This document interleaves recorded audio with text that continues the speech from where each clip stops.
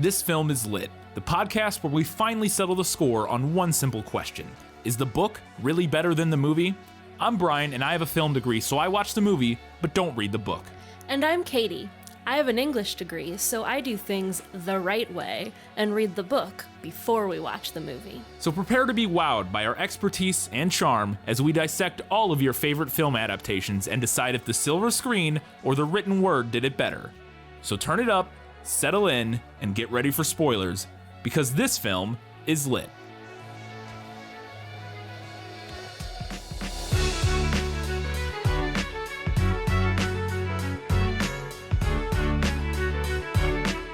We've got to make noises in greater amounts, so open your mouth, lad, for every voice counts. It's Horton Hears a Who, and this film is lit.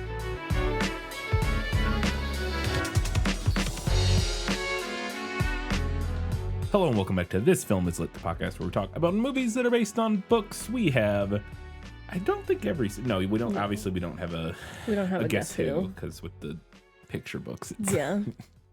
I guess you could hold up pictures for me, but that would be so exciting for everyone to listen to. Not a particularly exciting. It's also kind of like super obvious. But anyway, so no Guess Who, but we have every other segment, including our summary. If you have not read or watched Horton Hears a Who recently, here is a brief summary in Let Me Sum Up. Let me explain. No, there is too much. Let me sum up. This summary is sourced from Wikipedia. In the jungle of Newell, Horton the elephant, the jungle's eccentric nature teacher, hears a tiny yelp coming from a floating dust speck and gives chase to it before placing it on top of a flower. Horton finds out the speck harbors the city of Whoville and its inhabitants, the Whos, led by Mayor Ned McDodd, whose family includes his wife Sally, 96 daughters whose names all begin with the letter H, and one teenage son named Jojo. Despite being the oldest child and next in line for the mayoral position, Jojo does not want to be the next mayor, and he does not speak due to his fear of disappointing his father.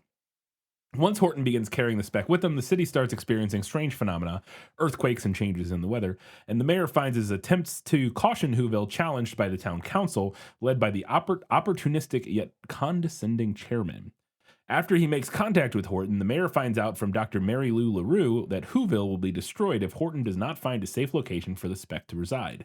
With the help of his best friend Morton the Mouse, Horton decides to place the speck atop Mount Newell, the safest place in the jungle. The head of the jungle, the sour kangaroo, who despises Horton for his lackadaisical influence on the children and subsequently pout-schooling her son Rudy, demands numerous times that Horton give up the speck for overshadowing her authority, but Horton refuses. Also taking force toward Horton are the Wickersham brothers, a group of monkeys and lackeys to the kangaroo who like to cause havoc around the jungle.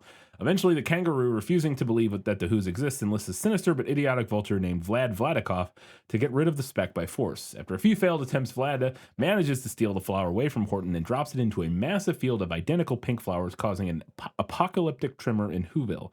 After unsuccessfully picking flowers all day, Horton eventually recovers the flower, exactly the 3 millionth flower, also revealing himself to the 3 millionth flower, also revealing himself to the rest of Whoville, who have largely survived. Largely survived? I don't remember. We don't see any bodies or anything, so I don't know. I assume they all survived, but the kangaroo eventually finds out that Horton still has the speck, fires Vlad, and rallies the jungle community into arresting Horton, preying on their fears of that their own children will become chaotic delinquents under his influence. Upon an angry mob stampeding to Horton and cornering him, the kangaroo offers Horton a final chance to renounce Whoville's existence. He refuses, and despite the heartfelt speech that he gives, the kangaroo orders the animals to rope and cage him and to have the speck and Whoville destroyed in a pot of bezelnut oil. The mayor enlists all of his people to make noise so that all the animals will find out that they're really there. Assisted by Jojo's symphonophone, an invention which creates a huge musical contribution and reveals that Jojo's true passion is music, but still fails to penetrate the surface of the speck. What an undercooked side plot. Yeah. The kangaroo snatches the flower from the captured Horton and prepares to drop it into the pot. Meanwhile, Jojo grabs the horn used to project Horton's voice, runs up to the highest tower, and screams his first word, breaking through the sound barrier just seconds before the speck hits the oil, causing the rest of the animals to hear them. Rudy grabs the flower just in time. Rudy is the son. I assume they set this up at some point, but Rudy is the son of the sour kangaroo. Just in time, and returns the flower to Horton, who the other animals release. Horton forgives the ostracized kangaroo, who in turn provides a makeshift umbrella for Whoville, while Norton carries it to Mount Newell. The Who's and the Animals of Newell say farewell to each other by singing Cat Can't Fight This Feeling, and it is revealed that the jungle of Newell and Earth as a whole is just one speck like Whoville among numerous others floating in space. There is your summary of Horton Hears a Who, the film. I have some questions. Let's get into them. Was that in the book? Gaston, may I have my book, please? How can you read this? There's no pictures. Well, some people use their imagination. So we're introduced to Horton at the beginning of the film, and the way we're introduced to him is he's teaching he has a group of youngsters with him, young jungle animals, and he's teaching a class of some sort about like the indigenous fauna and flora, I guess. Yeah. And I wanted to know if Horton is like, so just to set this up for our listeners who haven't checked, I have not read this. I've read this book when I was a child. So, but I have not read it since then, and I have not seen the movie until we watched it the other day. So there's maybe elements of this I have buried deep in my 4-year-old memory or whatever. But so my first question is Horton a teacher like he is in the book? Because my assumption would be that the movie is expanding his, like, filling out things about his character that are, the book is probably a little more streamlined than that. So is he a teacher? No. There aren't any like kids in the book other than the sour kangaroo's Joey. Okay. Who the movie named Rudy, apparently.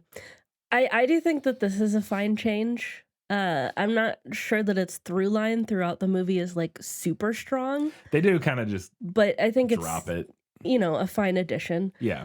I did like the movie's kind of little plot foreshadowing at the beginning where it looks like Horton's making up the leaf bugs, but then he isn't, and they actually are leaf bugs. I didn't even think about that, but yeah. Because, he's telling them about these leaf bugs, and he's, like, showing them this one that he thinks is a leaf bug, but it's clearly just an actual leaf. But then seconds later, he is covered in the leaf bugs. So, yeah. That's I didn't even think that makes, good call out. So this is not something I remembered. I remembered that he finds that the little speck, the Who that he hears is on a little, like, flower. Yeah. But in the movie, the way that it occurs is he sees the little speck floating through the air, and he's like chasing it for minutes, and we get kind of a little action-y scene of him chasing down the speck, which makes sense. But it then the way it ends up on the flower is that in the movie it's about to land in like a pond or something, and he like grabs the flower and dives and catches it on the flower. And so he's the one responsible for the little dust mote ending up on a flower. And I wanted to know if he's responsible for it in the book or if he just finds it on a flower in the book. He is responsible for it ending up on the flower. Okay. It's not like the movie makes it into kind of like a chase scene. Right, yeah. In the book, he just like gently plucks it out of the air and sets it down on the flower. Okay. There we go. Fair enough. So then we were introduced to Sour Kangaroo, who I think he mentions that he found this little dust speck. She's coming there to like pick up the kids or something like that, or her kid. And he mentions that he found this dust speck on this flower, but she doesn't believe him. And she keeps insisting that he couldn't have heard anything on the speck and that he should drop it because tiny people don't exist and that this community has standards. And she clearly doesn't like that he's breaking from the norm. Yeah, breaking from the norms. And I wanted to know if there was a mean skeptical / conservative, and I'm going to talk about this dichotomy at length because it was something I found fascinating in the movie. If there's this mean skeptical / conservative kangaroo that is like the antagonist of the book, because I don't remember if there. The imagery of the kangaroo rung a bell, but like the design a little bit, but I couldn't remember if that was like a character from the book or not. So the sour kangaroo is from the book. I would say that the movie greatly expands her character. Yeah. I guess you could call her the primary antagonist of the book, but it's so short. I don't know that I would call it any of them I don't know. So she's at the very beginning of the book and kind of kicks off the idea that Horton is stupid for believing that there are people living on this speck of dust. Yeah. And then she shows up again at the end as the mastermind behind the plan to tie up Horton and boil the speck, but she's pretty absent from the middle of the book. Okay, but clearly like the same role, essentially. Yeah, kind of. I don't even say kind of, like clear, like the exact same role, right? Like she is the one who's like, this is nonsense, and then is the one who at the end is like, we're gonna boil this speck and blah blah blah. Like, yeah. Yeah. I also want to note that some of her kind of expanded characterization might be gleaned from the 1970 animated special. Because Okay. I did, while I was working on our notes, I didn't watch the whole thing, but I kind of clicked through it, and it felt very familiar to what the 2008 movie Okay. was doing. Okay, that can make sense. In general, I do like what the movie does with her character. I think that she is, unfortunately, extremely recognizable. I would agree with that. I have a note about that later that I want to discuss in Lost in Adaptation. Yeah. However, like you, I do think there are like maybe some mixed messages Yeah. with her kind of clearly being a stand-in for a conservative type.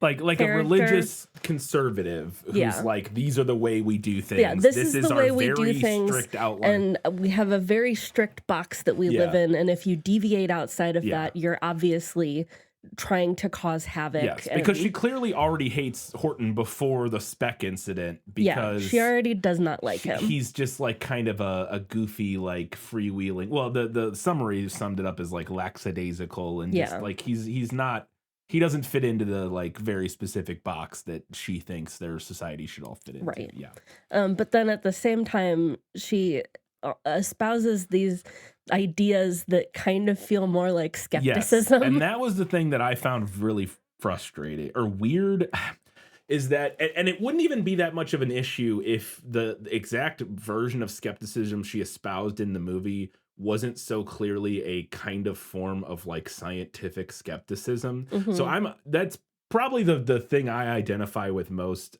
is I'm a very scientifically skeptically minded person. Like everything I believe in is because I think there's my worldview is based around a lot about like what we can prove and deduce is true through the processes of science and reasoning and all that sort of stuff.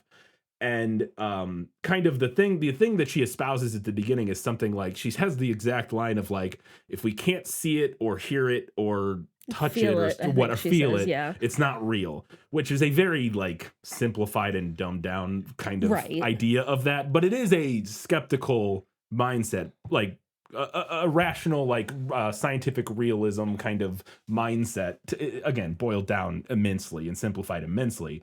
But at the same time, she's also seems to clearly be like a social and there's no religion in the movie, but she has all the hallmarks of a modern right-wing Christian conservative, except for that one being bit like about yes, we only believe in things we can see and touch and it's a very interesting, and we'll get into it more about it later with kind of like my overall issue with the story and like its theme and like message, which I don't think is bad. I want to stress that I think it's a fine message, and I think it mostly does a good job communicating it. I just think there's some issues, and we'll get into that a little bit later. But I really had an issue with it, and it mostly drops. It was mostly just this first scene where she's like, we only believe in things we can see and blah, blah, blah. Because then after that, she pretty much just completely veers into like a typical portrayal of like a conservative who is, we don't like new things, we don't like these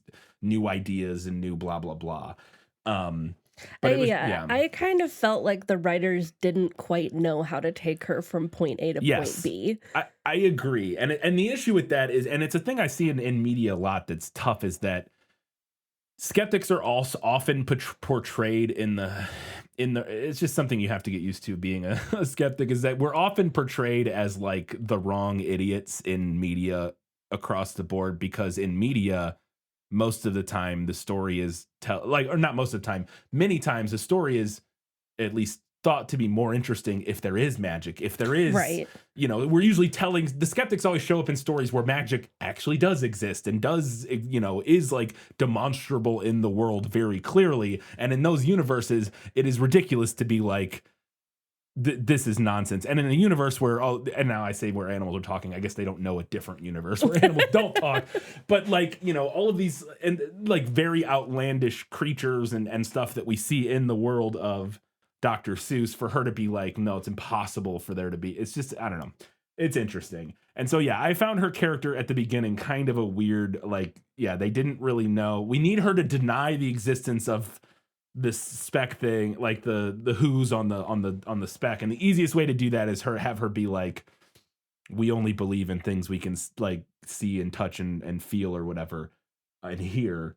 But then also the rest of the messaging around her character is going to be we only believe in like the things we've always believed in. I don't know. It's just, to me, those are kind of at odds with each other, that characterization. But again, after this first scene with her, she pretty much just veers completely into the like conservative archetype, which I think works. But so my next question was, is there a Whovian main character? Like, so I knew obviously Horton Hears a Who. I know it's the Who's, but is there a Whovian main character that we interact that Horton interacts with, and is he the mayor of Whoville, and does he have 96 daughters and a son who blah blah blah? Or to me, that all felt like maybe movie expansions. So the main Who that Horton talks to does introduce himself as the mayor of Whoville. However, so it is confirmed to be Whoville then. That was one of my Yes. later Yeah. questions. Okay, because I wasn't sure if maybe like it was like the Whoville from The Grinch, or I mean, unless there could be multiple Whovilles, I suppose. fair enough. Yeah. But it is confirmed in text to be Whoville. Yeah. However, there's no mention of the mayor having any children. One of the recurring animation like jokes, gags within the movie that I thought was a pretty fun little running gag is that Horton throughout the movie will use his ears to form around his head and create little hats for himself. And then I thought was a really fun little visual gag, and I wanted to know if that element came from the book at all, because it didn't seem like it, but Yeah, no, that's not something that's depicted in the book. I also thought it was fun, though. yeah, I think it makes sense and works, and it looked I liked when he made his little like newsboy cap or whatever. Thought that was good. I can't remember how or if the Whovian, I guess that's the singular, the Whovian that he's talking to, the mayor, we'll just call him Ned because that's his name in the movie. I couldn't remember if he's able to communicate back. Well, obviously he is, because he hears a Who. But is he able to communicate with Horton by constructing some sort of strange device, or can Horton just hear him? So Horton can just hear him in the book. Okay. And kind of the idea that's referenced is that because Horton's ears are so much bigger than As an everyone elephant, else's, yes, as an elephant, that he's able to hear the Who's without any kind of assistance, Sure. whereas Makes sense. the others cannot. That's not something the movie touches on, I don't think. Or at least I don't recall any It might reference. have been like referenced once, maybe. But definitely the movie utilizes this idea of like a device that they use to communicate. But it is interesting because there were at least a couple times in the movie where I was like, why can no one else hear him? But I feel like the movie never, maybe they did and I just missed it in like one line or something. But I really didn't remember the movie ever kind of being like, oh, Horton can hear because he has giant elephant ears. But that's why nobody else can. Maybe they did, and I just missed it. I will say that the mayor of Whoville is depicted holding a megaphone at the end of the book, so perhaps that's where the movie got the idea. That makes sense because he basically constructs a large megaphone, like non-electronic megaphone. Basically, he like connects a gramophone speaker thing to like some pipes on his house that I guess whatever, doesn't really matter. But one of the things that happens in the movie that I thought was really fun, it's also very inconsistent, but that's totally fine because it's it is what it is. But it's a fun little gag, is that occasionally whenever the movie wants it to, the things that Horton does with the flower and the speck affects the world of Whoville. If he's like shaking it around, it like causes earthquakes in Whoville.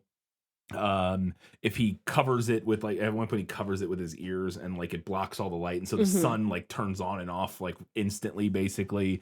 And then later in a scene, he wakes up early in the morning and it's sitting on the ground, and like the morning frost has accumulated on it, and that has made like a blizzard, like the entirety of Whoville like covered in snow. And then he's able to like blow on it and melt all the snow. And I wanted to know if that element of the outside world affecting their like weather and stuff instantaneously came from the book. The only thing like that's mentioned in the book is the destruction after being dropped in the flower field. Okay, so it can happen. But I did also really enjoy the movies editions. I particularly liked the snow bit. The snow bit was very funny, in particular at the end, or after he melts it all. Yeah. He blows on it like with his hot breath to melt all the snow, and it melts it all. But everybody was like playing in the snow, and so it cuts back after he does that, and the kids are all just like wallowing in mud puddles, and like their snowman melted, and blah blah blah, and they're all and like people were like sledding or like face planting and stuff like that, and so like, and it cuts to Ned, and Horton like says down to him, "Is that better?" Like, because he's like, "Oh, I melted the snow for you guys." And like all the kids are like sobbing because their snowman melted and stuff. And Ned just like looks around and just like shrugs awkwardly, and which was very funny. I really liked it. Was a very Steve Carell reaction. Yeah. And I thought it was very funny. I enjoyed that a lot. I couldn't remember what the central plot of the book was. I know he hears a who and has to convince everybody else that they're real, but beyond that, I couldn't really remember. And and remind me, we got to talk about Party Edition because people asked about Yeah. that. Okay. Is the central plot of the book that Horton, because the central plot of the movie is he finds them, he's not only going to try to convince everybody, but more importantly than that, he wants to take them somewhere safe where he can put them somewhere where they'll be protected and not get eaten, or because at the beginning he's thinking about just setting them somewhere and then sees all the animals eating all the plants and stuff. And so he thinks like, oh, I'll go put it in this cave. There's this little hole in a mountain that'll be safe up there. Is that the like central plot of the book? No, I Okay. would say the movie, like you said, gives Horton a specific place that he's journeying to deposit the spec so that they'll be safe. Right. But in the book, he's just like more generally trying to protect the Who's. Where do they end up anywhere specific at the end, or is it just I know, or does it just like, oh, they didn't destroy it, hooray, like, and he like, they'll, yeah, it's more like they didn't destroy it, hooray, and then all of the other jungle animals are like, oh, we're also gonna help protect the Who's. Oh, look at that, she does have the umbrella. Yeah. That's a book nailed it, or movie nailed it. I do have that. Oh, movie sorry, I nailed didn't it. mean to spoil your notes. Spoilers. I'm sorry. So yeah, but the last page of it was for obviously you couldn't see it, is him holding the flower and the kangaroo covering it with the tiny umbrella. but they weren't putting it anywhere, so we don't know if they okay. But I think it makes sense as a movie to give him like a you want like a more concrete goal for your main character. Otherwise, he's just wandering around with a flower, I guess. Yeah. Does the kangaroo hire a vulture to destroy the clover? That didn't ring to me as being a thing from the book. That felt like too involved of a plot element. I don't know. Yeah. So Vlad Vladikov, the vulture, is from the book. Oh, okay. But it's the Wickersham brothers, the monkeys, who steal the clover and then they hand it off to him. Hand it off to Vlad Vladikov? Yeah. Okay. And then he like flies away with it. But was it somebody, did the kangaroo recruit the Wickersham brothers, or did they just like... Let me double check that. Through the high jungle treetops, the news quickly spread. He talks to a dust speck. He's out of his head. Just look at him walk with that speck on that flower. And Horton walked worrying for almost an hour. And we can see the monkeys in the picture. But just as he spoke to the mayor of the speck, 3 big jungle monkeys climbed up Horton's neck.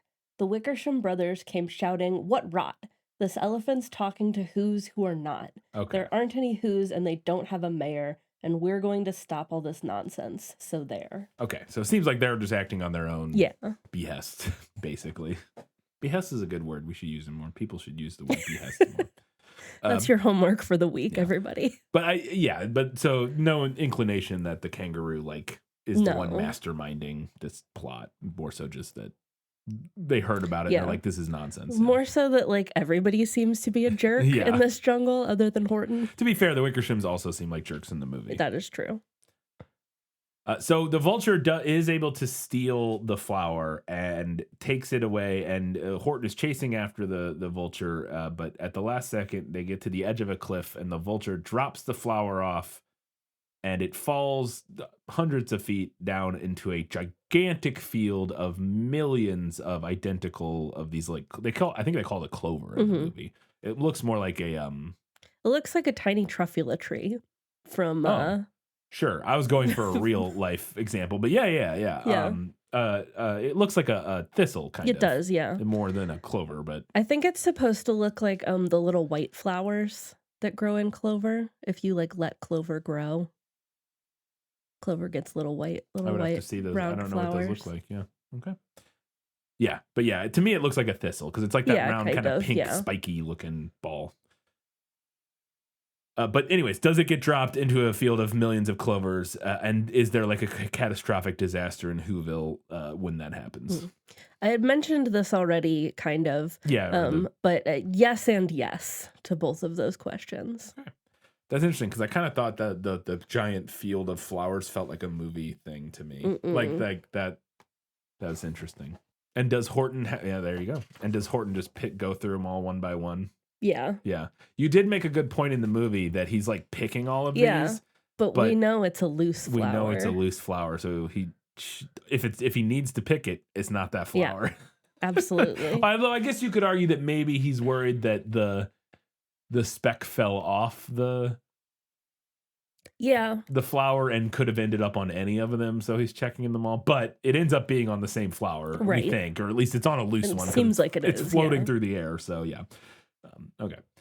So then we get to the end. He gets the flower back, but then he gets captured again by the kangaroo or whatever, and he gets taken to his kangaroo court, the tribunal, where they're going to destroy the speck in the oil.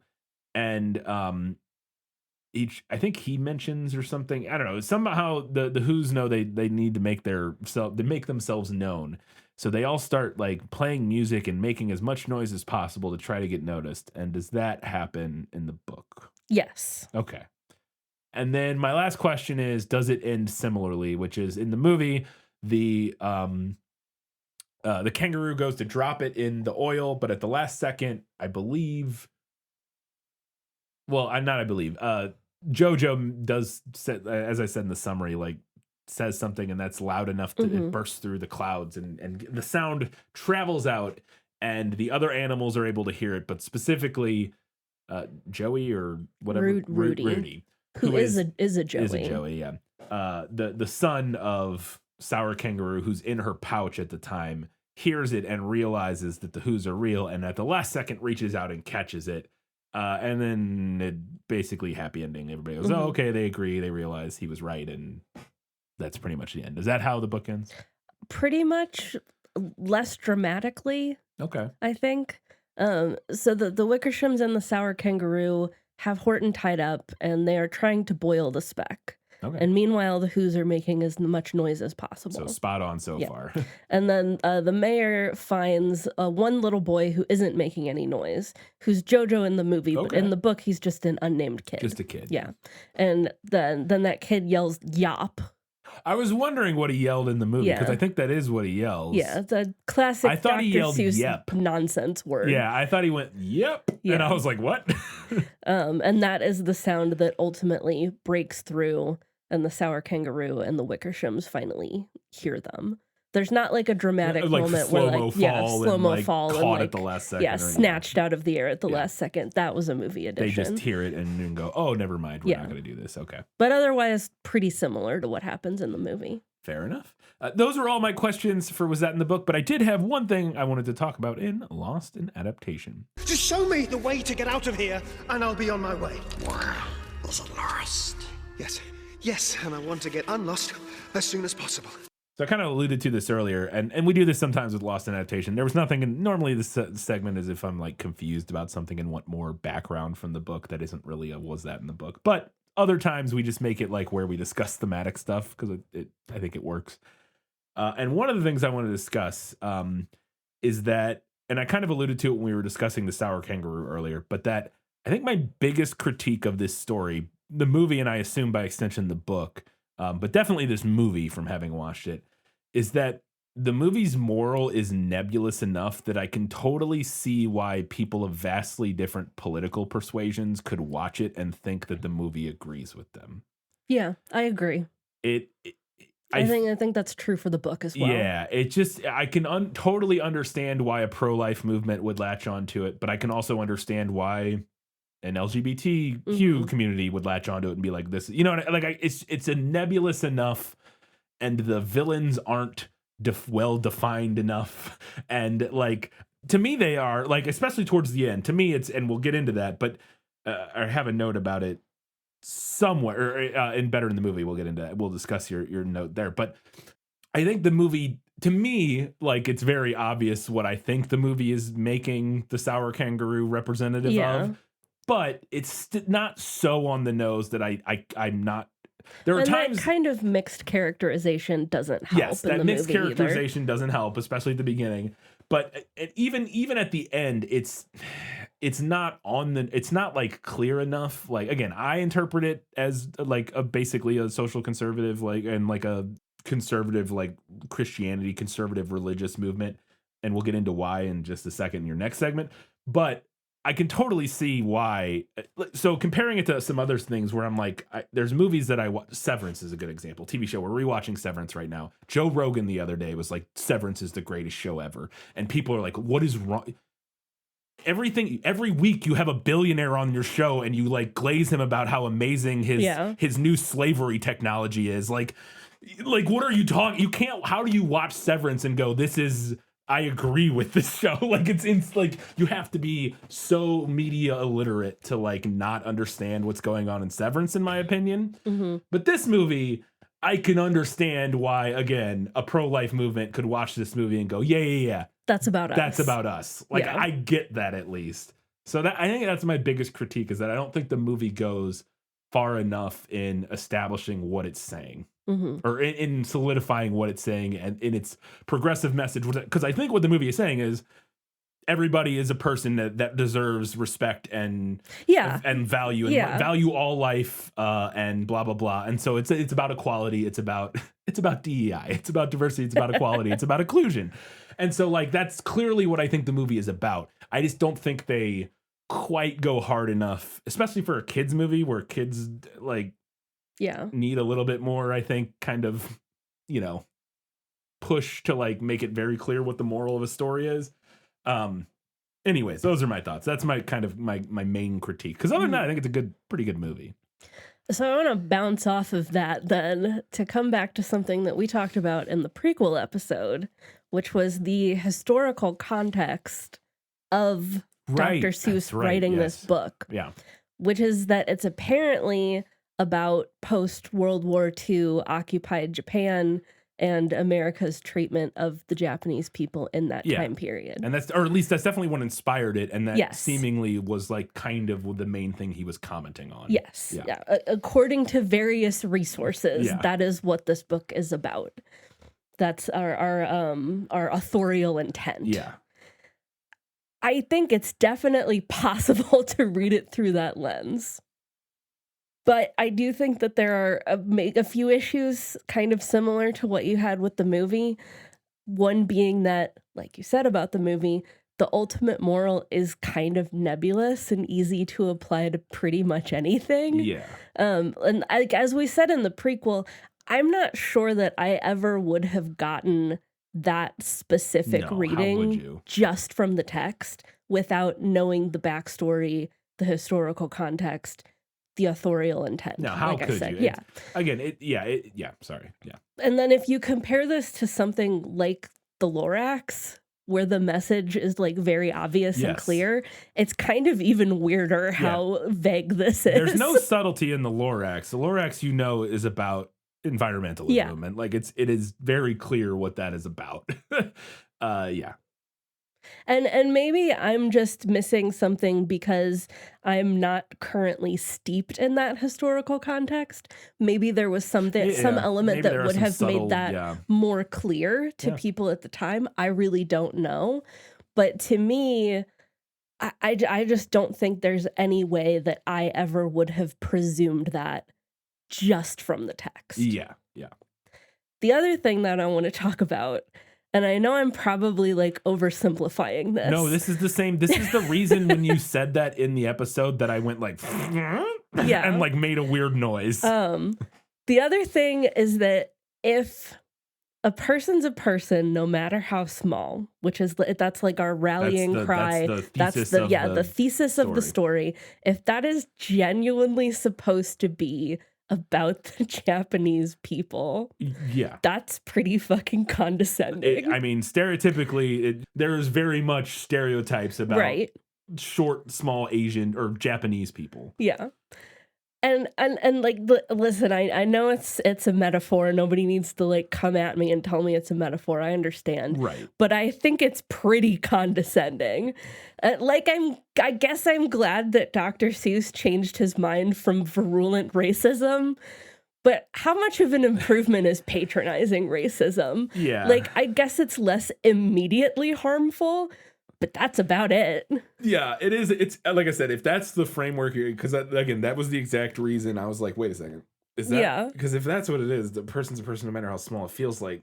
He almost did that as like a weird, like, bad joke. Like, Yeah, feels really rude. It feels very strange. It's just like, yeah, I thought it was very interesting. And then I was like, and if that's the case, maybe it's good that this is really vague and nebulous, and no one would ever guess that that's the context. Yeah, because again, the moral overall is a perfectly good moral. Like if you just take it very, very surface level and don't think about it too much and just go, yeah, a person's a person, no matter how small. Just means respect everybody equally, regardless of their background, their ethnicity, whatever. Just like they're a person, so that, Right, they're a person, so they're deserving of respect just on the grounds that they're a person. Yeah. That's cool. That's a great message. Yeah. Viewed through the lens of historical context. Yeah. Woof. It's at least a little weird. It does, again, it read the same way to me of being just a little like, all right, I guess that's what we're doing. All right, that was all we wanted to talk about in Lost in Adaptation, but it's time now to see what Katie thought was better in the book. You like to read? Oh, yes. I love to read. What do you like to read? Everything. So this is kind of a tough section this time because all of the book is technically in the movie. It's just been greatly expanded on. And I didn't really have huge issues with anything that the movie did. I just wanted to mention like two overall things. Okay. First, like a lot of more modern kids movies, and when I say that, I mean kids movies that came out as I was an adult. Yeah. I found a lot of the movie, and particularly its humor, to be pretty overstimulating. And it makes me feel like an old fart to say that, but like I just find a lot of modern children's media to be very overstimulating, like loud and bright and fast moving and like 8 million jokes a minute, and we're never like having a quiet moment. I agree with that a lot of times. I didn't have that experience with this movie. But like I think I remember saying the same thing about the Lorax. There was one of the ones we've done not that long ago that was I think either the Lorax or maybe the Grinch. One of them, I remember having that exact thought about it, just being like, oh my, it's just it's too much. Just chill. I will say this one did not do that to me, but I didn't find this one as bad as I have found some others, but like some of the humor sequences in particular in this one, I was like, please stop. Oh, yeah. And then the other thing that I wanted to mention was that I kind of wanted to die when they started in with the jukebox musical number at the end. I can't fight this feeling. Yeah. It made... What? It made no sense. It didn't make any sense. And I feel like the movie realized that it was dumb because they almost immediately stop as soon as they start doing it. I'm not sure why that was the number that I don't know. I don't know. I think there was one line specifically in the movie. I'd have to go back and look, but I thought there was one line that like corresponded. I was like, that's like the only reason. Anyways, yeah. Yeah. And we have talked before on this show about my feelings on the trend of ending a kids movie with a big jukebox musical number. Yeah. Thank you, Shrek. Yeah. I don't like it, and I feel like it particularly does not work here. Yeah, no, I don't disagree. I was not a particular fan of the ending of the big musical number at the end. It felt unnecessary. I was just glancing through the lyrics of Can't Fight This Feeling Anymore by REO Speedwagon. See if there's anything. And there was nothing that jumped out as me as like, oh, that was the line that I was like, that's why it's in the movie. So I don't know, maybe. I don't know. I don't know. I feel like that was just like the song they got the rights to. Yeah, I guess. I don't know. All right, that was it for Better in the Book. Let's go ahead and see what Katie thought was better in the movie. My life has taught me one lesson, Hugo, and not the one I thought it would. Happy endings only happen in the movies. I really liked the kind of opening / credits. I thought that showing how the Who's spec ended up flying through the air was interesting. Yeah, And I thought it was good fodder. I thought for like an opening sequence. Yeah. I really liked having Rudy, the kangaroo Joey, not being on board with his mom's behavior. Yes. Yeah. In the book, he pretty much just parrots whatever his mother says, which I do think works in its own way. Yeah, that's saying a different. It's saying a different, interesting Yeah. thing. But I like the movie's take, especially with its expanded focus on the like, oh, won't someone think of the children? Yes. When it is, especially when it's painfully clear that the children in question are being just completely ignored Yeah. by the adults. The only person who actually cares about the kids and does anything to help them that we ever see is Horton. Yeah. Is literally the person that they're now putting on trial for denigrating the children or whatever. And I do love that. Like I said, that was the main thing that I thought the movie captured pretty well, which is the very real phenomenon of a conservative whipping a bunch of people into a frenzy over nothing in the pretense of quote unquote saving the children. Yeah. Because that is one of the most, I don't know if insidious is the right word. Insidious. I would call it insidious. Insidious things that the conservative movement, especially in America, but just broadly does, is champions themselves as the protector of the children. Protector of the children, protector of the innocent, blah blah blah, or specifically protector of the children, and the whole thing of drag show story time and like all that kind of stuff, and all of the pushback against LGBTQ people of the last couple years has all been deeply steeped in. We have to protect the children, blah, blah, blah. And that becomes her entire mantra at the end of the movie. Yeah. Like her entire thing is we have to save the children. We have to protect the children from this corrupting influence and blah, blah, blah. And to me, that's when it becomes very clear. Okay, this is conservatives. We're talking about conservatives here. And again, I thought the movie did a pretty good job of capturing that and depicting that, even if it maybe doesn't still lean in quite hard enough to labeling what it is we're critiquing. Yeah. At least, again, not enough to where I think everybody watching the movie would know. I think at least I think if you're a more progressive liberal person watching this movie, you get what they're doing.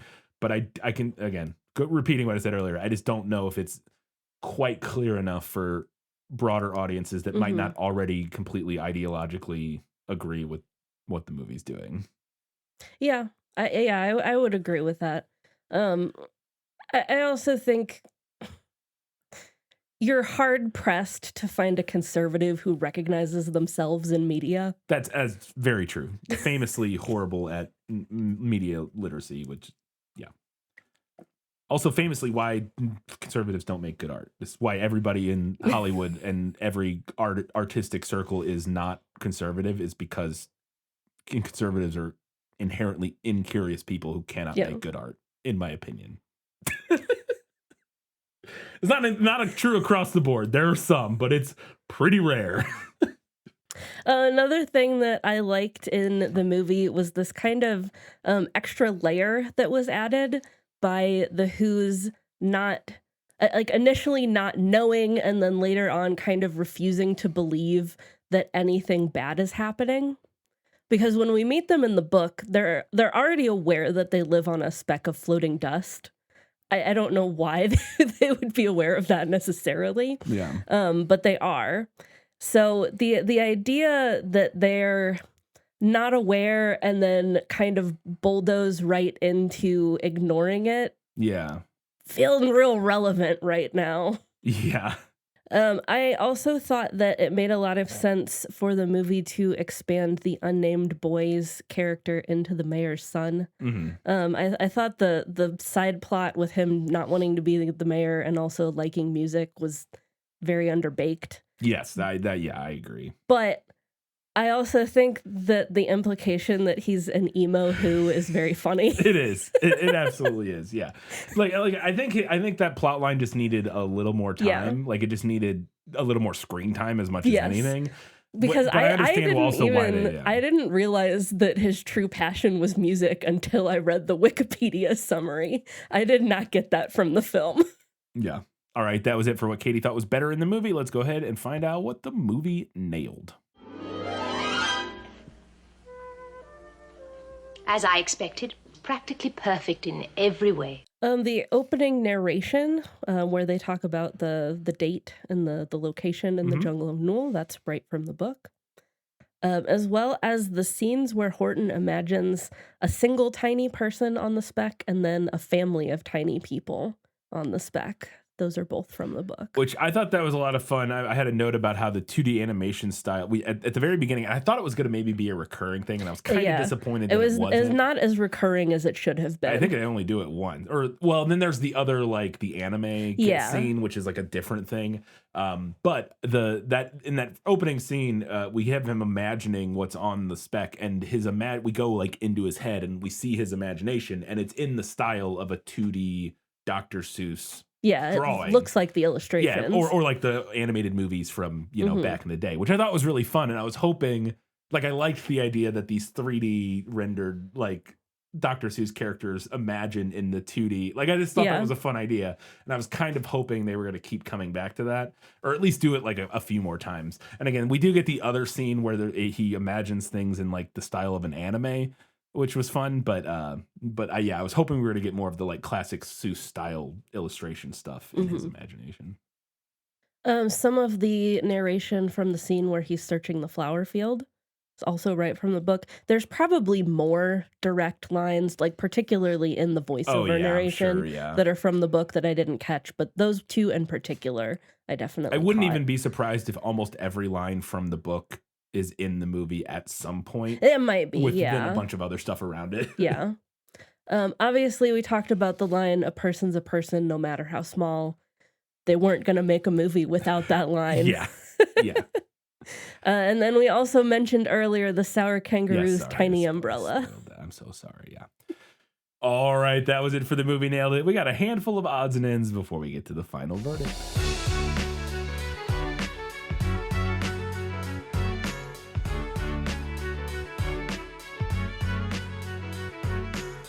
One thing I noticed, and I could be wrong about this, but I think this movie might have a fairly poorly aged, like, cross-dressing joke in it, maybe. Yeah. So at the very beginning, when the mayor is talking to JoJo about, like, the proud history of their family being mayors all the way back or whatever, and he's talking about, like, oh, your grandfather, and that, and we see the drawing of Dr. Seuss in the style of a Who. And then he goes, and your great-great-grand, and he starts going down the list of great-great-great-great-great. And then at one of the points, he hits one and he goes, and we cut to a picture and he says, and not so great, whatever. And the picture that we see appears to be like a guy wearing like a pink tutu or a dress or something, like dancing. And I was like, is that like a cross-dressing or a gay joke? Like, to say not so great? Like, maybe. I don't know. That felt a little weird to me. I was like, that was like the only thing I spotted of like, interesting. Maybe we wouldn't write that joke that way anymore. But another thing that this legitimately cracked me up is that this movie has like I guess that happened moment. You know, the classic thing that everybody hates now, where a character will see something ridiculous happen and like turn to the camera and go, that happened, that kind of thing. This movie literally has that. At one point, they're building a condo, and then Horton like shakes the speck, and the condo like flies up in the air and then lands completely built. And after that happens, Ned is standing there in front of it, and he like turns around and looks at it and goes, "Okay, that happened." And I was like, "Wow, that's very 2008." Yeah. Seth Rogen plays himself. He does as a mouse, as he always does movie, in everything. He just plays Seth Rogen. Yeah. I did want to mention that I meant what I said, and I said what I meant, and an elephant's faithful 100% is from Horton Hatches the Egg. That's the main refrain thesis from that Horton book. Yeah, and which they also bought the rights to when they were making this, so that they could use stuff from both. I mentioned the anime bit earlier. I thought it was a lot of fun. I will say I think it would have aged a little bit better if Jim Carrey wasn't doing a quote unquote anime accent. Yeah. Because he's doing like a caricature of like a Japanese accent. Right. And it's just, it's a little like you could do that whole bit without him doing that accent. And I think it would be funny and good. Deeply ironic considering the historical context of the book. Yeah. That was one of the scenes that I found like overstimulating. It's supposed to be because it's anime. Like it's supposed to be like crazy. I thought it was fun. I enjoyed it, but yeah. I could absolutely hear. I mentioned in the prequel that supposedly Jamie Lee Curtis was cast as the sour kangaroo and then dropped out over creative differences with the storyboard. Whatever that means. But as I was listening to the character played by Carol Burnett in the film, I was like, I could absolutely see this being a Jamie Lee Curtis character. Like I was imagining her as the tax person in Everything Everywhere All at Once, like that style character. And Carol Burnett even kind of sounds like her. I felt like in this movie, which I thought was funny. But one of the things that comedy beats that I definitely agree with you on that did not work and to me felt like clearly like a moment that was in the movie so that it could be put in the trailer for the movie. Yeah. Is this moment where Horton starts dancing and like twerking. Yeah. Essentially. Like just out of nowhere for no real reason. Like just can we not? Yeah. Can we not? Yeah. It's like the most like Minions moment possible. Like, which makes sense because this was written by. It's so funny that Schmigadoon. Maybe we were going to rewatch Schmigadoon and be like, it's terrible. But because Schmigadoon I think is really good, but I'm surprised there isn't a lot of moments in that made us roll our eyes because these are the people that wrote all the Despicable Me movies. So like a lot of those bad Minion stuff, which I've actually never seen. I've heard the first one's good. I have heard the first one is good. I have not heard such things about the other ones. Yeah. But maybe they just are better writers for adults than kids. Yeah, that's true. Yeah, Schmigadoon was written for adults and not for children. Maybe they just don't know what is actually funny for kids. Okay, that's unfair because most of the movie I think is fairly funny and like restrained in a way that works. But yeah. The last note I have that I thought was really interesting, and I don't know if this was an intentional reference. I doubt it. But when at one point we're going through Ned's house and he goes into his daughter's room and he has 96 daughters, remember? And they all share a room. And they all share one room. And he opens the door and the camera pulls back this big wide shot and there's like bunk beds going like up the wall everywhere. And it looks like the shot from The Matrix when Neo wakes up in the pod. And then, like, after he takes the red pill, and then he wakes up in the pod, and he looks around, and it's all the humans in their little energy-sucking pods or whatever. It looks exactly like that, which I thought was very funny. But I don't think it was an intentional reference, so... Another question. So we mentioned it earlier, but what is party? So for people, okay, let me set this up first. Somebody asked when we posted a picture to tease, or that we were doing Horton Hears a Who. Katie posted a picture of the cover of the book, and the cover of the book she has says Horton Hears a Who, and then underneath that it says Party Edition. Yeah. And I believe Kelly Napier, but other people too, I'm sure, were like, "What is the Party Edition?" So Katie, what is the Party Edition? I have no idea.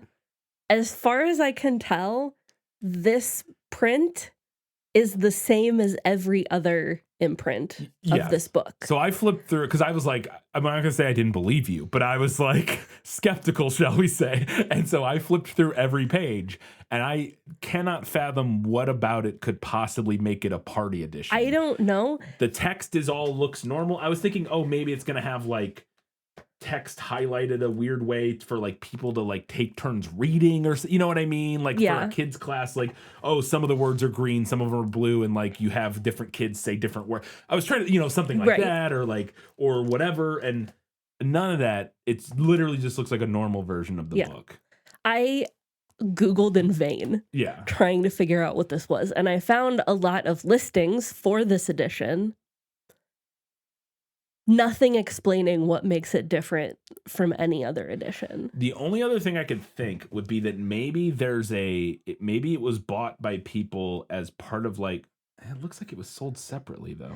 Because my thought was like, oh, maybe it came with something. That's what I was thinking. Like, maybe it came originally. in like a pack with like a stuffed elephant and whatever. And it's like, oh, the party edition for... Or like maybe... Or a game or something. Or like a cassette tape that you could read along with. Yeah. But I didn't find anything indicating that.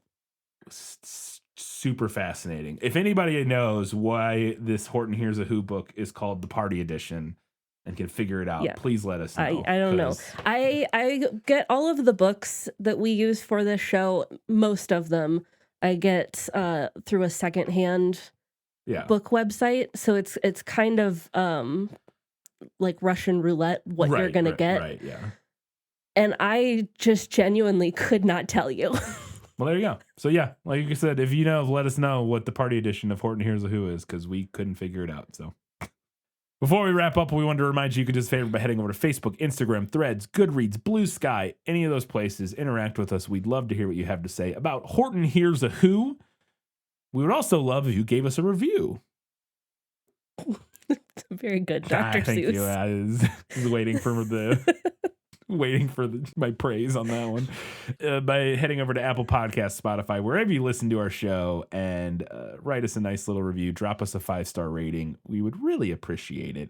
You can also support us by heading over to patreon.com/thisfilmislit. Support us there for $2, $5, or $15 a month. Get access to bonus content starting at the $5 level. We just put out yesterday our discussion on the episode or the movie Sugar and Spice. Mm-hmm. So if you want to hear us talk about the 2001 film Sugar and Spice, about a bunch of cheerleaders robbing a bank in a grocery store, we did that. That was a lot of fun. So yeah, go check out that. That's it, Katie. It's time for the final verdict. Sentence fast, verdict after.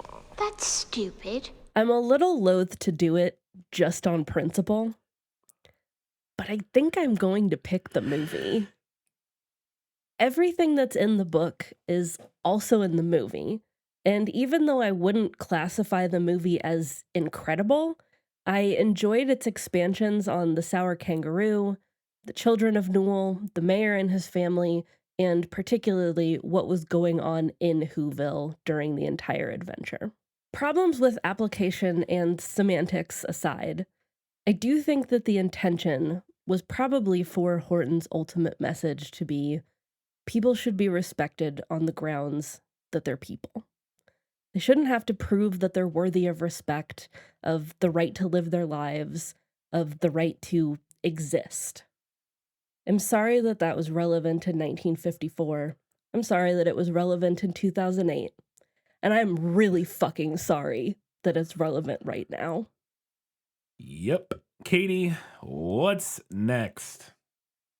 Up next, we're going to talk about Confessions of a Teenage Drama Queen, which is a book by Diane Sheldon and a 2004 film starring Lindsay Lohan.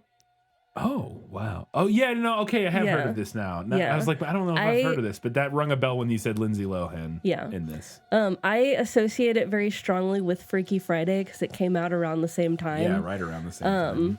I had no idea that it was based on a book, and we were actually going to cover this later, but then I messed up the schedule and I had to move things around.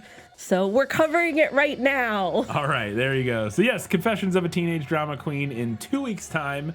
But in 1 week's time, we'll be reacting to what you all had to say about Horton Hears a Who and previewing Confessions of a Teenage Drama Queen. Until that time, guys, gals, non-binary pals, everybody else, keep reading books, keep watching movies, and keep being awesome.